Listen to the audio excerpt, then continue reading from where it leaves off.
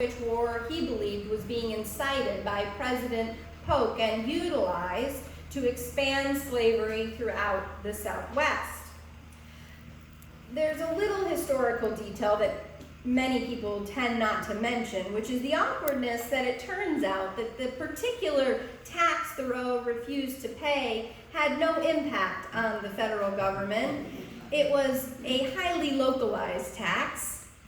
There's a bit more to the story as well. That turns out that the constable who arrested him most likely committed an unlawful arrest because the crime for not paying the poll tax was not an arrestable offense. But nonetheless, it led him to write a great book, which inspired many other people, and that's what I'd like to talk about. Thoreau was in a moral crisis. His government, from which he benefited as a citizen, was in a war that he believed to be unconscionable. Moreover, Thoreau was living in a country built on chattel slavery, the very premise of which he knew was wrong. But what could he do? He was living in Massachusetts, far from the border and far from the war. He was neither a soldier nor particularly a revolutionary. He lived a relatively quiet life, an introspective life, with a small circle of friends, many of whom we would now call transcendentalists. Visionaries for sure, but the question of the day was, were they really capable of social and political change? Thoreau and his contemporaries, Louisa May Alcott among them, knew well the teachings that they had been raised in, the teachings of a wandering, rebel, wise teacher who some called Jesus, who similarly found himself in a time where he could not agree with the ruling power nor their methods. They studied the stories of Jesus, his counsel to render unto Caesar what was Caesar's, and to turn the other cheek. I just want to say the biblical literacy in the second service might be slightly higher than the first service. They studied these stories, studied beneath them and the misunderstandings of those stories that somehow portrayed them as maintaining the status quo. They discovered that when Jesus said, turn the other cheek, it was not to say offer up more of your body to violence, but instead it was a teaching that if someone backhand slaps you, which in that day was a way of kind of showing someone you barely saw them as human, you had no respect for them whatsoever, turn your cheek, compelling them to have to slap you with an open hand, which was the way equals would have fought in the day. Take a situation of violence and through nonviolent action, transform it. Against this backdrop, Louisa May Alcott and Henry David Thoreau began examining their own times. As transcendentalists, they believed that the individual could discern right and wrong on their own accord, and that truth was accessible to each individual without any intermediary and regardless of title or station. For them, they concluded that one of their actions would be to stop paying taxes to a government that they could not morally support. For yet others, it would be refusal to join the army. Yet others across the ages, of course, have led marches. In India, when those taxed with cleaning the temples were not paid a living wage, they studied the tools and teachings of nonviolence and decided they would stop collecting up the offerings at the end of the day. And so the offerings began to rot, and the temple began to stink. And they got their wages. Mm-hmm. Sit-ins at lunch counters, economic strikes. Some say there are over 198 different kinds of nonviolent direct action. Now, we kind of popularly think of as going to jail as the form of nonviolent direct action, but there are 198 different ways that come out of this theory, out of this strategy, out of what some even call a covenant, a way of living your life. In the words of Thich Nhat Hanh, nonviolent action born of the awareness of suffering and nurtured by love is the most effective way to confront adversity. As we gather this morning, the Amazon burns, a sacred site of biodiversity that produces 20% of the world's oxygen. The poet Nikita Gill writes, "Where were you when the earth burned, they will ask. And we will explain to them about Brexit and Trump and fake news and billionaires and corporate taxes and big oil and how it wasn't just the earth burning, but also Afghanistan and Syria and Yemen and Kashmir and Sudan were bleeding too. And the ice caps were melting. And the coral reef was dying. And the tigers and the leopards and elephants were going extinct. And of course, so many of us were fighting. But the well of truth was poisoned. And how no one believed their eyes or pictures or scientists anymore. How does one fight monsters when there is an eternity of them to fight? We promise. We promise we tried.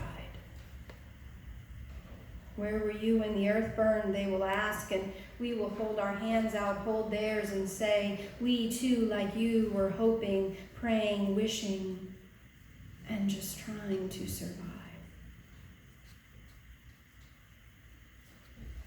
These are the essential questions raised in poetry here by Gill and in prose by the transcendentalist Thoreau. Where were you? And of course, the question beneath that.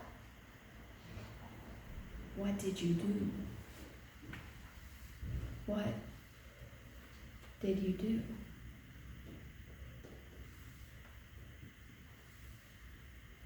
Thoreau wrote Civil Disobedience to explain how he came to an understanding of his answer to the question of how one should live in a society when their individual conscience was at moral odds with the decision of the powers that be. What are you to do when small bits of your money that you are required to give goes to fund bombs and shackles in this country and in other lands? How does one decide what the right thing to do is when confronted with an unjust law, an unjust government, an unjust ruler, or moreover, the intricate web of connections, a dictator in another land empowered by the rising trends and politics of this one? And we here and you there, just trying to breathe, just trying to survive. But friends, hoping, praying as passive, wishing would seem as insufficient now as they did to Thoreau and May Alcott then. Across the centuries, against the violence and terror, there has always been another story going forth. No matter how deftly disguised by the enemy of love, it still survives. It led Gandhi to a transformation of British occupation, Thurman to envisioning a movement while mentoring King and King to the very heart of Selma and then to the nation. This tool of nonviolence, this strategy, this covenant, as I have said, though, is not only about the monumental. It can be a way of everyday living. It can be a practice, an answer in a sea of the insurmountable.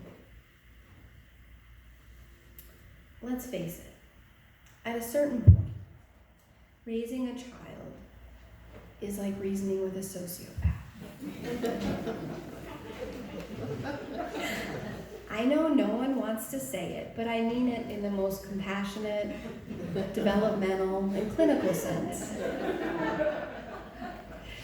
They can go through entire phases where they might, for no apparent reason, come to your bedside as you are peacefully resting at night in the stillness under a glorious moon, and scream at the top of their lungs. They may find your most prized watch that has been passed on for generations, and with a seemingly endless, inquisitive nature, dismantle it to its smallest bits and bring it to you as a cat would bring a dead mouse to your doorstep. It goes on and on and on. And somehow you try to keep yourself at center, but somehow there is always a moment when the screaming does not stop. And you can feel even within you, even if you should be the Buddha come back, a primal rage rising. It is then that you wonder, how is it this small being that I willingly said I would protect, and upon whom our collective survival seems to depend, and who against all odds I have spent hours with, nurturing, feeding, changing, allaying all sorts of illnesses, how is it at this particular moment I'm questioning their continued existence?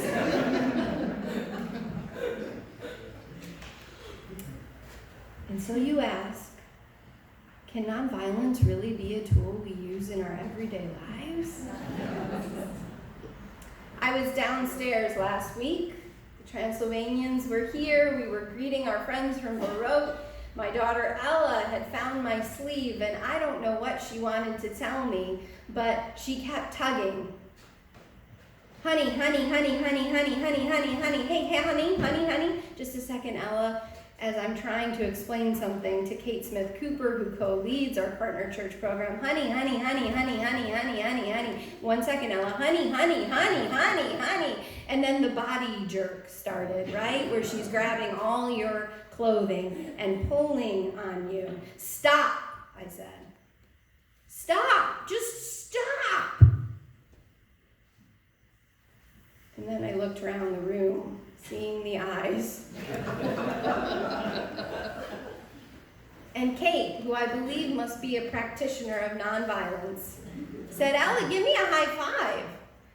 She gave her a high five. Ella, can I have a hug? She gave her a hug. Let's jump as high as we can. And they jumped. Ella, what'd you need?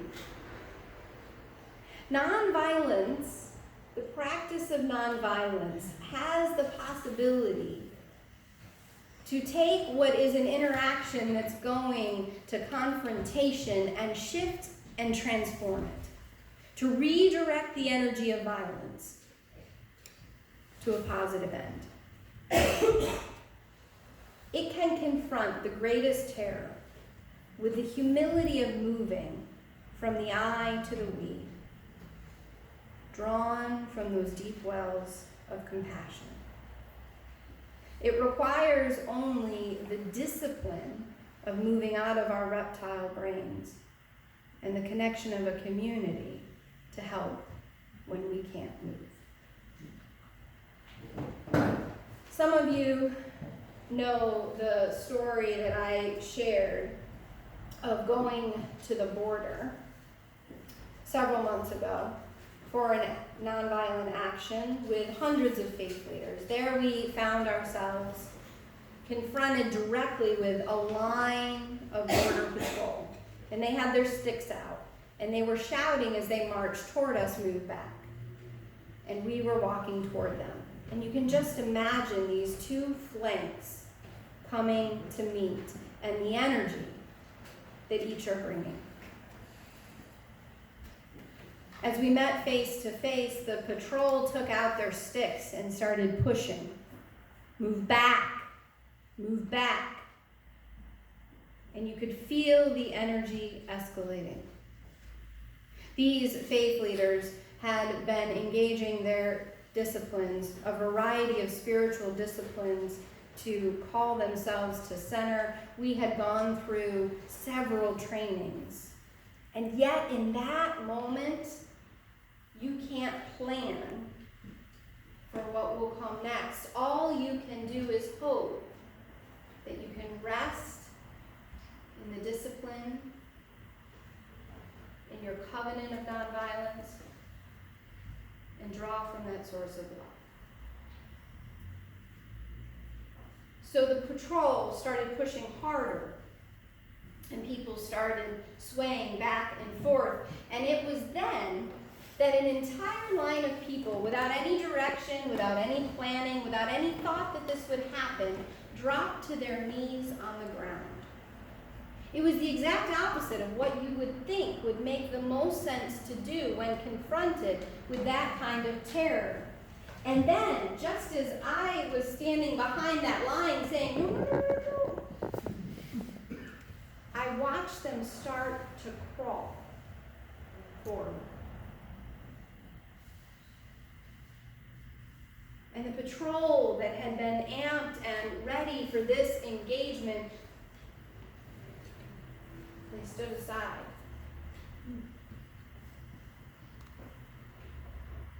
And the leaders crawled their way to the bull.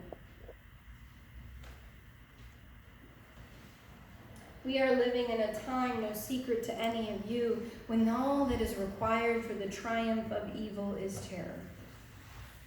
Staying in that fight or flight brain, living in strict dichotomies, us and them, and believing that you yourself can be confined to a category is all that is needed for the triumph of evil. But there is another way. Some of you know I have a terrible fear of flying, but recently I have overcome that fear. And here's how.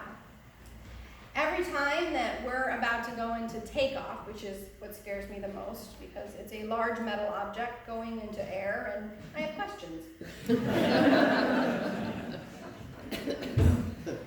I take out my phone and I have started the practice of putting on a piece of music that grounds me, something that helps me go back to center, and then I pull out photos of my family. And I flip through them while I listen to the music. I have been training my brain. Because the good news is, while we may think we can multitask to extraordinary extents, we actually can't be terrorized and in love at the same time.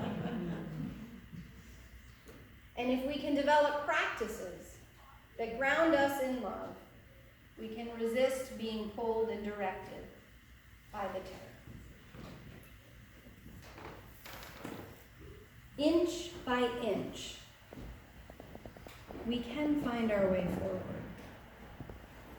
Not hoping or wishing or even praying is passive, but inch by inch, tax by tax, embrace by embrace, each of us, from where we are, beloved, miles from the fires, or decades from the day when we'll get it all done. We can yet find our way. We can yet choose nonviolence.